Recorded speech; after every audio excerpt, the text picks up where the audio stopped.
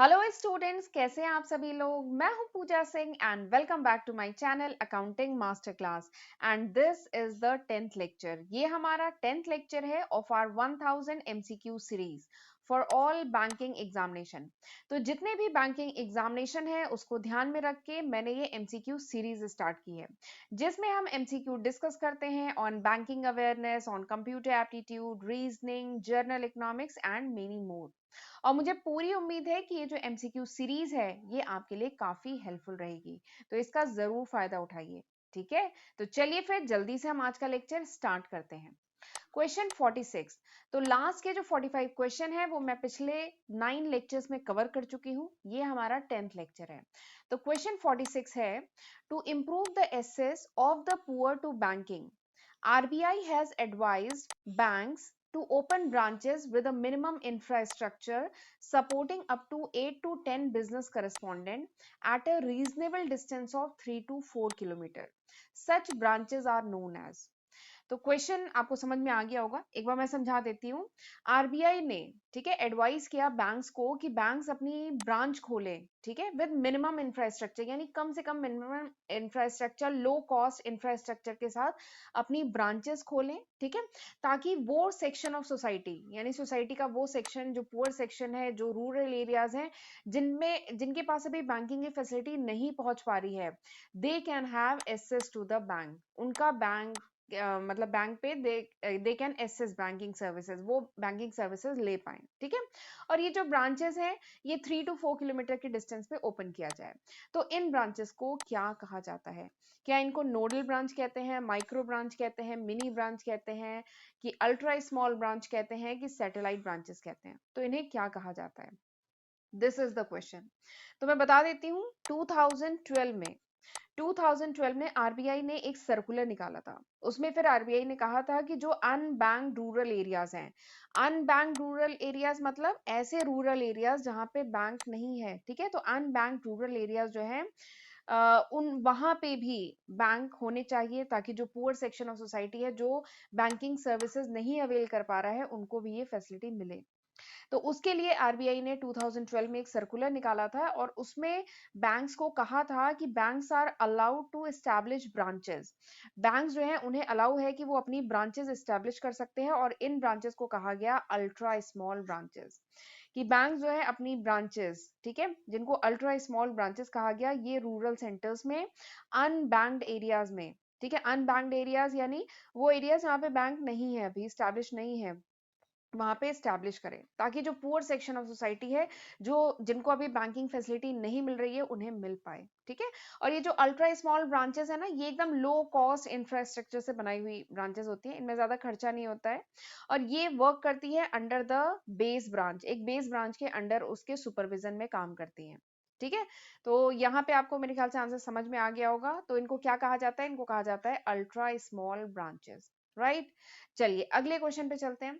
अगला question, question 47 है, banks in India is regulated under. जो इंडिया में जो बैंक्स हैं वो किस एक्ट के अंडर रेगुलेटेड हैं? तो ऑप्शन है company act 1956, banking regulation act 1949, RBI act 1934, special power conferred on RBI, and none of these. तो ये 5 ऑप्शन आपको दिए गए हैं। तो आपको बताना है कि जो इंडिया में जो बैंक्स हैं उनको कौन सा एक्ट है जो इन्हें रेगुलेट करता है, कौन सा लॉ है, कौन सा लेजिस्लेशन है जो रेगुलेट करता है all the banking firms in India. India में जितनी भी बैंकिंग फर्म है उनको रेगुलेट करने वाला एक्ट कौन सा है? तो एक्ट है बैंकिंग रेगुलेशन एक्ट 1949, ठीक है। Banking regulation act 1949, this is the legislation which regulate the all banking companies in India. India की जितनी भी बैंकिंग फर्म है इनको रेगुलेट करने वाला एक्ट कौन सा है? Banking regulation act 1949। अब यहाँ पे एक क्वेश्चन और बन सकता है। क्या क्वेश्चन बन सकता है? एक्चुअली ये जो बैंकिंग रेगुलेशन एक्ट है ना, इसका स्टार्टिंग से यही नाम नहीं था। 1949 में जब ये एक्ट पास हुआ ना, इसका नाम था बैंकिंग कंपनी एक्ट, ठीक है। इसका नाम क्या था? जब ये 1949 में जब ये एक्ट पास हुआ, उस समय इसका नाम था बैंकिंग कंपनी एक्ट, ठीक है, बैंकिंग कंपनी एक्ट था। बैंकिंग कंपनी एक्ट 1949 ये था इसका नाम, इस लेजिस्लेशन का नाम था बैंकिंग कंपनी एक्ट 1949। फिर बाद में 1966 में इस एक्ट का नाम चेंज करके कर दिया बैंकिंग रेगुलेशन एक्ट। ठीक है, तो ये एक क्वेश्चन यहाँ पे बन सकता है कि ये जो बैंकिंग रेगुलेशन एक्ट 1949 है, जो कंट्रोल करता है, जो रेगुलेट करता है all banking firms in India, इसका पहला नाम क्या था? तो इसका पहले इसको जब पास किया गया था उस समय इसका नाम था बैंकिंग कंपनी एक्ट 1949। फिर 1966 में इसका नाम चेंज करके बैंकिंग रेगुलेशन एक्ट हुआ। ठीक है, और ये all over India, whole of India में ये लॉ एप्लीकेबल है। ठीक है, और ये 10 मार्च, ये लॉ कब पास हुआ? ये पास हुआ 10 मार्च 1949 को ये एक्ट पास हुआ। ठीक है, चलिए अगले क्वेश्चन पे चलते हैं। अगला क्वेश्चन है the federal reserve system. Federal reserve system is also known as federal reserve. जो फेडरल रिजर्व सिस्टम है इसको फेडरल रिजर्व भी कहते हैं या सिंपली फेड भी कहते हैं। तो this is the central banking system of. तो ये जो फेडरल रिजर्व सिस्टम है ये सेंट्रल बैंकिंग सिस्टम है कहाँ का? चाइना का, इंडिया का, यूके का, यूएसए का, कि none of these? This is the question कि ये जो फेडरल रिजर्व सिस्टम है ये सेंट्रल बैंक है। ठीक है, कहाँ का सेंट्रल बैंक है ये पूछा जा रहा है। तो हम जानते हैं जो सेंट्रल बैंक होता है it regulates, it control the whole banking firm of any particular economy. किसी भी पर्टिकुलर कंट्री, किसी इकोनॉमी के जितनी भी बैंकिंग फर्म्स हैं उनको रेगुलेट करने वाला, उनको कंट्रोल करने वाला जो सिस्टम होता है, जो बैंक होता है, दैट इज सेंट्रल बैंक। वो सेंट्रल बैंक होता है। जैसे हम जानते हैं इंडिया के बारे में, तो हम जानते हैं इंडिया का क्या है? RBI. RBI, reserve bank of India, is the central bank of India.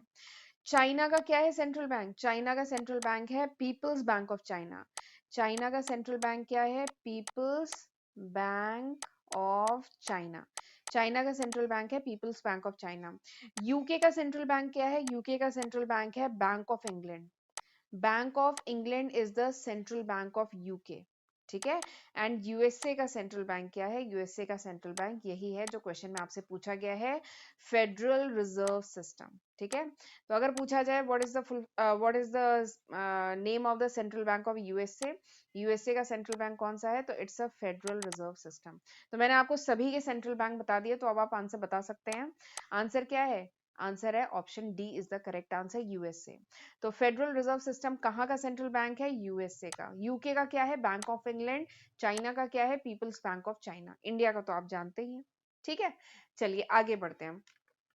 अच्छा, आगे बढ़ने से पहले मैं आपका एक डाउट क्लियर करना चाहती हूँ। अभी जो लास्ट लेक्चर था पार्ट 29, उसमें सबसे पहला क्वेश्चन जो 41 क्वेश्चन था उसमें ये क्वेश्चन था DICGC एक्ट किससे रिलेटेड है? ठीक है, तो वो तो सिंपल था, बैंकिंग से रिलेटेड है, लेकिन उसमें कुछ बच्चों को कंफ्यूजन है। मैंने जो DICGC बताया उसमें कुछ बच्चों को कंफ्यूजन है।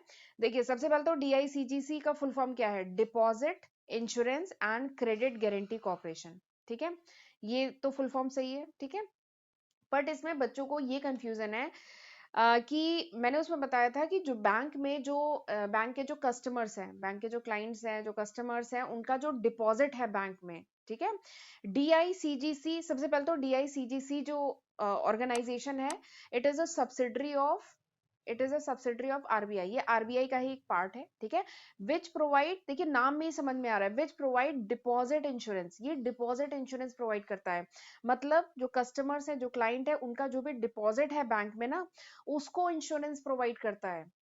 कुछ बच्चों को कंफ्यूजन है, उन्हें लगता है जो कस्टमर है ना उनका लाइफ इंश्योरेंस प्रोवाइड करता है। ठीक है, कस्टमर ने जो डिपॉजिट बैंक में रखा है उसके बदले में इस कस्टमर को लाइफ इंश्योरेंस मिलता है। कुछ स्टूडेंट को ये कंफ्यूजन है, तो ये मत रखिए डाउट। DICGC है, ये डिपॉजिट को इंश्योरेंस प्रोवाइड करता है। बैंक, अगर इस कस्टमर ने सपोज करिए 5 लाख का डिपॉजिट बैंक में रखा है, ठीक है, या 6 लाख का, जो भी अमाउंट का बैंक में डिपॉजिट रखा है, चाहे वो सेविंग अकाउंट के फॉर्म में हो, चाहे वो एफडी के फॉर्म में हो, चाहे आरडी के फॉर्म में हो, जो भी डिपॉजिट है बैंक में, इस डिपॉजिट को इंश्योरेंस प्रोवाइड करता है। मतलब कि अगर सपोज करिए कोई प्रॉब्लम हो जाए, बैंक अगर बैंकरप्ट हो जाए, या बैंक अगर इस कंडीशन में ना हो कि वो जो भी पैसा है वो दे सके, तो उस केस में ये इंश्योरेंस, ये एक मतलब कह लीजिए रिस्क कवर प्रोवाइड करता है, एक प्रोटेक्शन कवर प्रोवाइड करता है। ठीक है, DICGC। कुछ बच्चों को कंफ्यूजन है कि उन्हें लगता है कि ये जो डिपॉजिट रखा है उसके बदले में कस्टमर को लाइफ इंश्योरेंस मिलता है, तो ऐसा कुछ नहीं है, लाइफ इंश्योरेंस नहीं मिलता, इट्स अ डिपॉजिट इंश्योरेंस। इसका नाम है डिपॉजिट इंश्योरेंस, यानी जो डिपॉजिट है ना, कस्टमर का जो डिपॉजिट है वो इंश्योर्ड होता है। बट उसकी एक लिमिट है, अप टू 5 लाख ओनली, ठीक है, 5 लाख तक ही इंश्योर्ड होता है, ठीक है। तो ये दिस इज DICGC। तो ये थोड़ा सा कंफ्यूजन था, कुछ बच्चों के कमेंट आए थे तो मुझे लगा मैं इसे क्लियर कर देती हूँ। चलिए आगे बढ़ते हैं अगले क्वेश्चन पे। नेक्स्ट क्वेश्चन है, which of the following is a development bank? इसमें से कौन सा डेवलपमेंट बैंक है? तो सारे ही ऑप्शन जो है उनके बारे में थोड़ा सा बता देती हूँ, आप खुद ही आंसर कर लेंगे। सबसे पहला ऑप्शन दिया है HDFC बैंक, अगला है नेशनल हाउसिंग बैंक, अगला है central bank of India, next है सरस्वत कोऑपरेटिव बैंक, अगला है HSBC। तो आपको बताना है डेवलपमेंट बैंक इसमें से कौन सा है। तो सबसे पहले तो ये समझ लेते हैं कि व्हाट इज डेवलपमेंट बैंक। ये जो डेवलपमेंट बैंक है ये होता क्या है? तो डेवलपमेंट बैंक वो फाइनेंशियल इंस्टीट्यूशन है which provide long term fund. देखिए नाम से ही समझ में आ रहा है, जो डेवलपमेंट के लिए, ठीक है, वो फाइनेंशियल इंस्टीट्यूशन जो लॉन्ग टर्म फंड प्रोवाइड करता हो फॉर कैपिटल इंटेंसिव प्रोजेक्ट्स। जो कैपिटल इंसेंटिव प्रोजेक्ट्स हैं, ठीक है, जहां पे लंबे समय के लिए पैसा चाहिए होता है, तो उसके लिए फाइनेंशियल ऑर्गेनाइजेशन प्रोवाइड करता है तो उन्हें कहते हैं डेवलपमेंट बैंक, ठीक है। इवन डेवलपमेंट बैंक को DFI भी कहते हैं। Development bank is also called DFI, development financial institution, ठीक है। They are long term lending institution. ये लॉन्ग टर्म लेंडिंग इंस्टीट्यूशन होते हैं जो कैपिटल इंटेंसिव प्रोजेक्ट्स के लिए फंड प्रोवाइड करते हैं, डेवलपमेंट के लिए फंड प्रोवाइड करते हैं। जैसे एग्जांपल, अगर डेवलपमेंट बैंक के एग्जांपल की बात करूं तो डेवलपमेंट बैंक का एग्जांपल है जैसे नाबार्ड हुआ, ठीक है, IDBI हुआ, एग्जिम बैंक हुआ, ठीक है, IFCI हुआ, या SFC हुआ, ठीक है, UTI हुआ, ठीक है, ICICI हुआ। तो this is the development bank. And SDFC हुआ, ठीक है, ऑप्शन में खैर दिया हुआ है, SDFC हुआ, ठीक है। तो these are the example of development bank, ये सब डेवलपमेंट बैंक है, ठीक है। तो अब मेरे ख्याल से आप आंसर कर भी सकते हैं, यहाँ पे ऑप्शन आपको दिख भी रहा है, पर चलिए मैं सभी के बारे में बता देती हूँ। देखिए अगला ऑप्शन, आपको ऑप्शन बी क्या दिया है? NHB, नेशनल हाउसिंग बैंक, ठीक है। अच्छा एक चीज है, मैं सारे ही ऑप्शन के बारे में पता है क्यों बता देती हूँ, क्योंकि कोई जरूरी नहीं है। देखिए ये क्वेश्चन तो आ चुका है, IBPS क्लर्क 2011 में क्वेश्चन आ चुका है, ये क्वेश्चन अब दोबारा नहीं आना है। लेकिन क्या पता अगले आपके आने वाले एग्जाम में NHB पे क्वेश्चन आ जाए। NHB is national housing bank. इसके बारे में, ये बहुत ही इंपॉर्टेंट पॉइंट है, इसके बारे में क्या पता डिटेल में पूछ ले कुछ, या HSBC का फुल फॉर्म पूछ ले, या SDFC का फुल फॉर्म पूछ ले, कुछ भी पूछा जा सकता है ना। तो इसीलिए मैं सोचती हूँ कि हर क्वेश्चन के थ्रू मैं आपको कम से कम उसकी जितने भी इस क्वेश्चन में जितने वर्ड्स हैं, जो भी टॉपिक है इसमें, उनके बारे में मैं आपको डिटेल में बता दूं, ठीक है। तो हम हमारा क्या होगा फिर, हम एक क्वेश्चन से कई क्वेश्चन हमारे तैयार हो जाएंगे, ठीक है। तो वही पर्पस है। वैसे हमें डेवलपमेंट बैंक हमें पता चल गया है कि यहाँ पे आंसर क्या है, option A is the correct answer, SDFC bank is a development bank. लेकिन जरा हम सारे ही ऑप्शन देख लेते हैं। सबसे पहले तो SDFC का फुल फॉर्म क्या है, तो आप मुझे जल्दी से बताइए SDFC का फुल फॉर्म क्या है, बोलिए एक बार, वीडियो पॉज कर लीजिए और बताइए SDFC का फुल फॉर्म क्या है? Housing development finance corporation. SDFC का फुल फॉर्म क्या है? Housing development finance corporation, this is the full form of SDFC, ठीक। ऑप्शन बी क्या है? ऑप्शन बी है नेशनल हाउसिंग बैंक। तो नेशनल हाउसिंग बैंक क्या होता है? तो इंडिया में जितने भी हाउसिंग फाइनेंस कंपनी है, इंडिया में जितनी भी हाउसिंग फाइनेंस कंपनी है, ठीक है, उनकी लाइसेंसिंग देखना, उनको रेगुलेट करने के लिए जो एक रेगुलेटरी बॉडी है, ठीक है, जो एपेक्स रेगुलेटरी बॉडी है, एपेक्स मतलब सबसे बड़ी जो रेगुलेटरी बॉडी है ना, that is NHB, national housing bank, ठीक है। नेशनल हाउसिंग बैंक क्या है? This is an apex regulatory body. Apex यानी सबसे बड़ी रेगुलेटरी बॉडी है जो ओवरऑल रेगुलेशन देखती है और लाइसेंसिंग का काम देखती है, ठीक है, रेगुलेट करती है प्लस लाइसेंसिंग देखती है of housing finance companies of India. India की जितनी भी हाउसिंग फाइनेंस कंपनी है, हाउसिंग फाइनेंस कंपनी है, उनको लाइसेंस देखना, उनका रेगुलेशन करना, ये काम किसका है? NHB का, नेशनल हाउसिंग बैंक का, ठीक है। अगला तो आप जानते हैं सेंट्रल बैंक ऑफ इंडिया, इसके बारे में तो बताने की जरूरत ही नहीं है, सेंट्रल बैंक ऑफ इंडिया। अगला क्या है? Saraswat cooperative bank. तो ये जो सारस्वत कोऑपरेटिव बैंक है, this is an urban cooperative bank, ये एक अर्बन कोऑपरेटिव बैंक है, ठीक है। इसका हेडक्वार्टर कहाँ पे? इसका हेडक्वार्टर है मुंबई में। तो it's also an not a development bank, ये भी डेवलपमेंट बैंक नहीं है। अगला क्या है? HSBC। तो HSBC का फुल फॉर्म क्या है? Hong Kong and Shanghai banking corporation.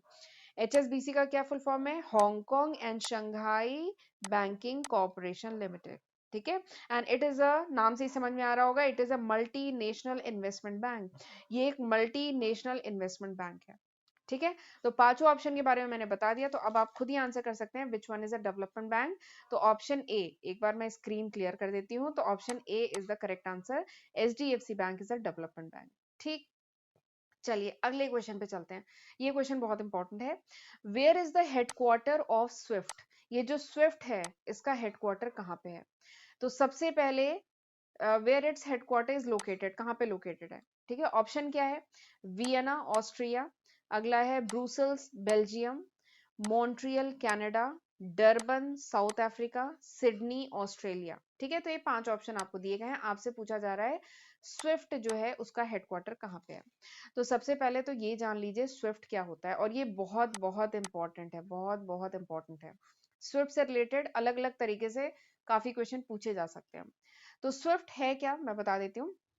बहुत अच्छी बात है कि इस क्वेश्चन में स्विफ्ट का फुल फॉर्म दिया है, और फुल फॉर्म से मतलब इसका नाम आपको डिटेल में बता दिया जाए, फुल फॉर्म बता दिया जाए, तो आपको इसके काम के बारे में काफी कुछ आइडिया लग जाएगा। ठीक है, तो देखिए स्विफ्ट का फुल फॉर्म क्या है? Society for world wide inter bank financial transaction. ठीक है, फिर से बोल रही हूँ, SWIFT ना, तो it's a society for world wide inter bank financial telecommunication.